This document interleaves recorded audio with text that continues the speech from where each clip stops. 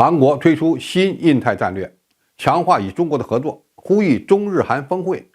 美国会感到很难受。观众朋友，大家好，我是付前少。美国推出的印太战略被认为是遏制中国的核心战略，它涉及军事安全战略、科技竞争战略和经济战略。在美国的印太战略规划之中，美日印澳四方机制是其重心，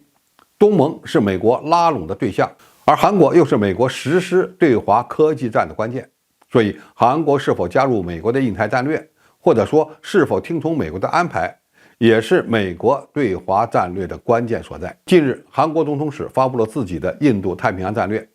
这是韩国政府首次单独制定的地区外交战略。这份战略报告虽然提及中国的内容不多，但是仍然非常值得关注，因为其核心内容几乎等于是在和美国唱反调。韩国总统室表示，韩国印太战略包括与中国的合作，这大概是与美国印太战略的最大差异所在。韩国总统室有关人士表示，拒绝对华合作是极度远离现实的做法。中国是没法分割的邻居，在经济上，中国的贸易量超过美国和日本的总和。尹锡悦强调，韩国的印太战略三大愿景是自由、和平、繁荣，三大合作原则是包容、互信、互惠。最刺激美国的是，韩国呼吁重启自2019年后停止举办的中日韩三方峰会。美国一直是破坏中日韩三国合作的主要力量，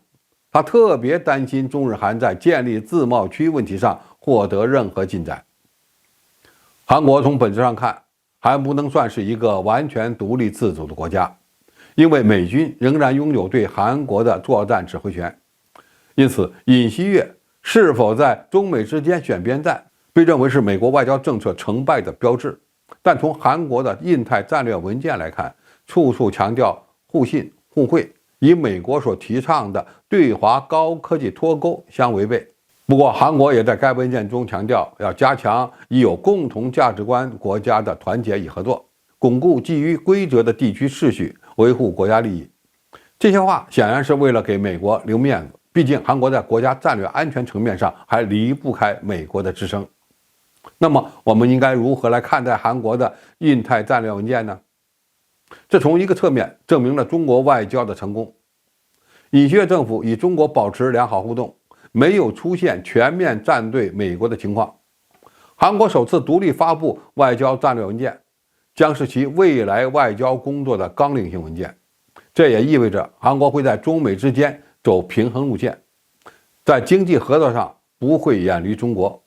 否则将对韩国极为不利。韩国基于国家利益推动中日韩高峰会谈，这与美国的利益是相悖的，说明韩国的外交独立自主性获得了一定的提升。要知道，尹锡悦是曾经提出过要把美国的核武器、轰炸机请进朝鲜半岛的人，现在能够站在韩国利益的角度独立制定外交战略，已经是相当大的进步了。最后，这份战略文件仍然有美国印太战略的影子，我们无需对韩国期望太高。对于中国来说，韩国在意识形态上与美国站队，在军事安全上依赖美国是无法改变的。只要韩国不配合美国遏制中国的行动，这就够了。总体而言，虽然美国仍然会利用韩国和日本这些盟友打压中国，但是韩国态度的变化非常关键，证明只要我们做好外交沟通工作，仍然能够改善自己的战略安全环境。现在有朝鲜这一张牌制衡韩国，韩国也能主动认识到与中国合作的重要性，这才是最让美国人感到难受的。好，今天的评述就到这里，谢谢大家收看，我们下期再见。